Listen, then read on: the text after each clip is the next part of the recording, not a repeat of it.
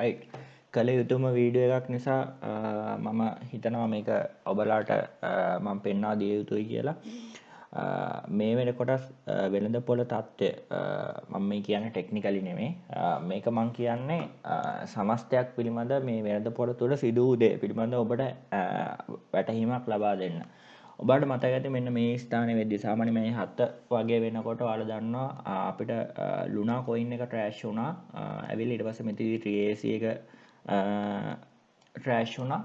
දැන් මේ වෙනකොට මේ ස්ථානයේදී අපිට පොඩි ගැටලුවක් තියෙනවා. මෙතනදී අපිට FTT එක ට්‍රෑෂ් වෙන තත්ත්වයක් බලා ගන්න පුළුවන්. ඔයාලට පේනවා ඇති.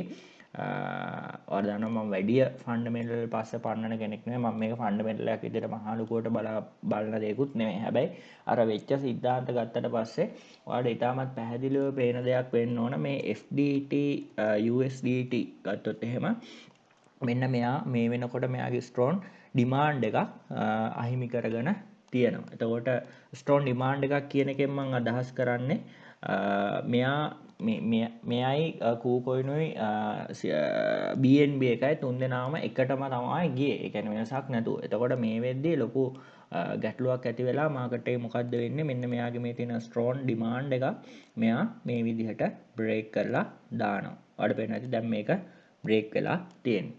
එතකොට මේක එච්චර හොඳ දෙයක් නෙවෙයි. මොකද මේ ප්‍රොජෙක්ට් එක ගත්තොත් එහෙම මේකත් හොඳ ප්‍රොජෙක්ට් එකක්. ඒ කියන්නේ මේ එක්ස්චේන්ජ් එකක් අපි ගත්තොත් එහෙම එක්ස්චේන්ජ් වලින් මේක ටිකක් හොඳ කියන්නේ ගොඩක් හොඳ දෙයක්නේ. එතකොට බයිනෑන්ස් වලට සාපේක්ෂව ගත්තොත් මෙයාලටත් ලොකු ඉල්ලුමක් තිබ්බ තැන. එතකොට දැන් මෙයාලගේ ප්‍රොජෙක්ට් එකක් මේ විදිහට ට්‍රෑෂ් වෙනවා කියලා කියන්නේ මේක එච්චර හොඳ දෙයක් නෙවෙයි. ඒ වගේම තමයි අර ඔයාලට මතක ඇති TAC ලුනා ගත්තොත් එහෙම දෙකම ට්‍රෑෂ් වෙද්දි මාකට් එක දැඩි ලෙස කඩාවට වැටෙනවා. ඉතින් මෙතනදී අපිට මේක එච්චර හොඳ සයින් එකක් ගන්න විදිහට ගන්න බෑ. මෙතනදී අපි තේරුම් ගන්න ඕන අපේ කලින් ගත්ත බෑග්ස් වල තියෙනවා ප්‍රොෆිට් එක අරගෙන අයින් වෙන්න. මොකද මේ වෙනකොටත් ඔයාලා දන්නවා අපිට BTC USDT වලට ගියාට පස්සේ ඒකේ අපි ප්ලෑන් කරපු අපේ ප්ලෑන් එක ෆේල් වෙලා තියෙනවා. මේ වෙනකොටත් ඉතාමත් පැහැදිලිවම ඔයාලට පේනවා ඇති. මෙන්න මේක ෆේක් අවුට් එකක් විදිහට පල්ලෙහාට කඩා වැටෙනවා. මෙතෙන්ද ඔයාලට මම ඉතාමත් පැහැදිලිව කියනවා මෙන්න මේ තියෙන ඩිමාන්ඩ් එක අපිට අහිමි වුණොත් එහෙම අපි ඉතාමත් දැඩි ලෙස මේ වෙළඳ පොළ තුල නැවත කඩා වැටීමකට පත් වෙන බව.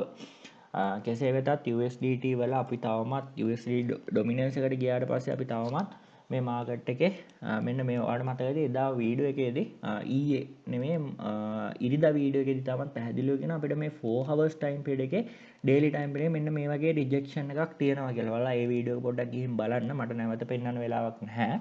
එතකොට මෙතනදී අපිට මෝර්නින් ස්ටාර් කැනල් එකකුත් දීලා තියෙනවා.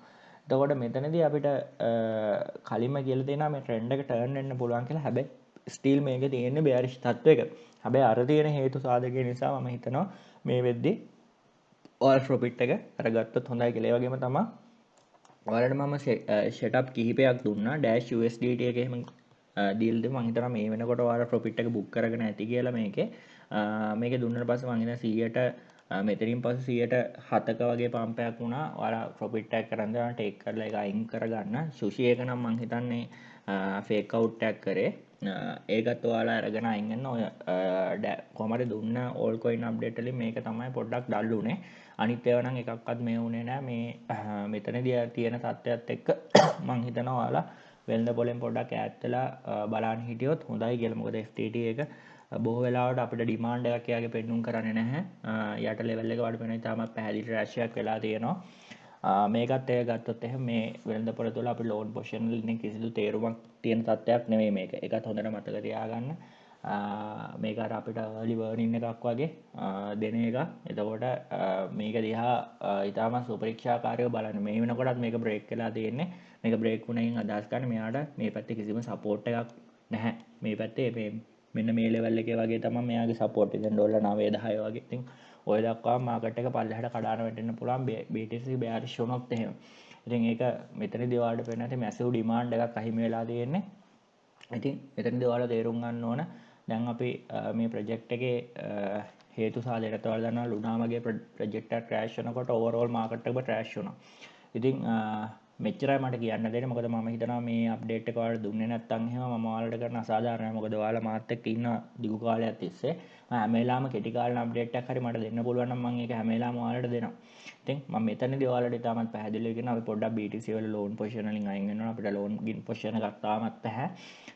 ඒ වගේම තමයි මම දකින තවත් දෙයක් US 500 තුල අපේ එක ප්ලෑන් එකක් ෆේල් වෙනවා. ඒ ප්ලෑන් එක ෆේල් වෙනකොට ඉතාමත් පැහැදිලිව මෙතනදී මම දකින ලොකු අවුල් සහගත කාරණයක් විදිහට කිව්වොත් එහෙම මෙන්න මෙයාගේ මේ බ්‍රේක් කරපු මෙන්න මේ ට්‍රෙන්ඩ් ලයින් එක ෆේක් අවුට් එකක් විදිහට මෙයා නැවත මෙතනදී කියන්නේ මෙයාට ආය සෝරි මේක හරියට අඳ ගන්න ඕන. මෙතනදී මෙයාට මේ මෙන්න මේක මෙයා බ්‍රේක් අවුට් කරලා ඊට පස්සේ මෙයා ෆේක් අවුට් එකක් කරලා මාකට් එක මේ විදිහට නැවත පල්ලෙහාට කඩාන යනවා. හැබැයි මෙතනදී වෙන තව දෙයක් තමයි මෙයා මේ බ්‍රේක් කරන්නේ අප්වර්ඩ් channel එකක් මේ තියෙන්නේ.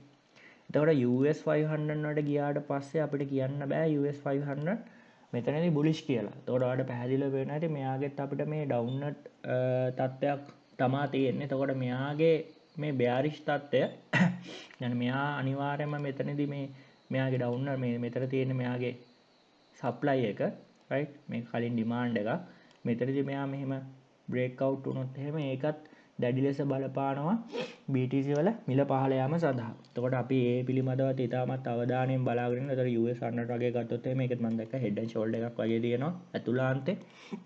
එතකොට ආඩ පේනවා ඉතින් මේකෙත් bearish තත්ත්වයක් තමයි තියෙන්නේ. ඉතින් මේ හැමදේම ගත්තොත් එහෙම අපිට අර මැක්‍රෝ ඉකොනොමික් එකෙත් දෙනවා මාකට් එක තියෙන්නේ එච්චර හොඳ තත්ත්වයක නෙවෙයි කියන දේ.